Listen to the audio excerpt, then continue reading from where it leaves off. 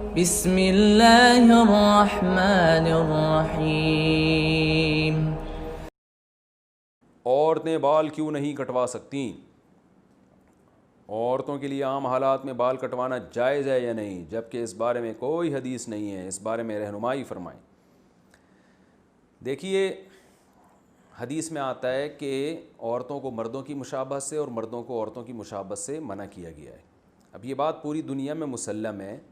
کہ عورت کو اللہ نے لمبے بال دیے ہیں، تو اس کے لیے بال کٹوانا یہ مردوں سے مشابہت ہے، اس لیے یہ صحیح نہیں ہے۔ بعض لوگ کہتے ہیں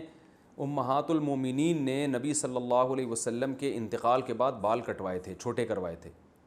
تو اس لیے بعض لوگ کہتے ہیں اس سے پتہ چلتا ہے عورت بال چھوٹے کروا سکتی ہے۔ تو خوب سمجھیں کہ امہات المومنین نے نبی کے انتقال کے بعد جو بال چھوٹے کروائے تھے وہ زینت ختم کرنے کے لیے، کہ اب شوہر کا انتقال ہو گیا تو ہم نے بالوں کی زینت کس کے لیے، یہ تو شوہر کے لیے تھی، تو زینت ختم کرنے کی نیت سے تھوڑے سے چھوٹے کروائے تھے بال انہوں نے۔ جبکہ آج عورتیں جو بال چھوٹے کرواتی ہیں وہ فیشن کے لیے، زینت پیدا کرنے کے لیے، تو یہ تغییر خلق اللہ ہے، یہ اللہ کی تخلیق کو بدلنا ہے، کہ جس چیز میں اللہ نے زینت رکھی ہے لمبے بالوں میں، آپ اس کے خلاف کو زینت قرار دے رہے ہو، تو یہ اللہ کی تخلیق کو بدلنا ہے۔ اس لیے عورت کے لیے ناجائز ہے یہ کہ وہ زینت کے لیے بال چھوٹے کروائے۔ اس لیے علماء کہتے ہیں کہ اگر کوئی اس لیے بالوں کے کنارے چھوٹے کر رہی ہے کہ اس سے بال صحت مند ہو جائیں گے تو یہ جائز ہے۔ تو اس لیے عورت کے لیے اس لیے بال چھوٹے کرانا کہ فیشن کے طور پر، زینت کے طور پر، تو چونکہ یہ فساق عورتوں کا شعار ہے، غیر مسلموں کا شعار ہے،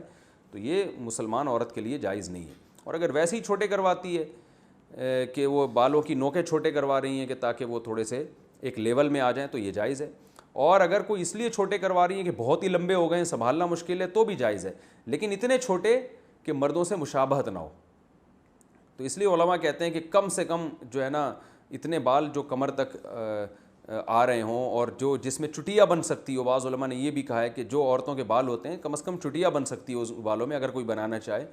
تو اس سے زیادہ چھوٹے کرنے کی اجازت نہیں ہے۔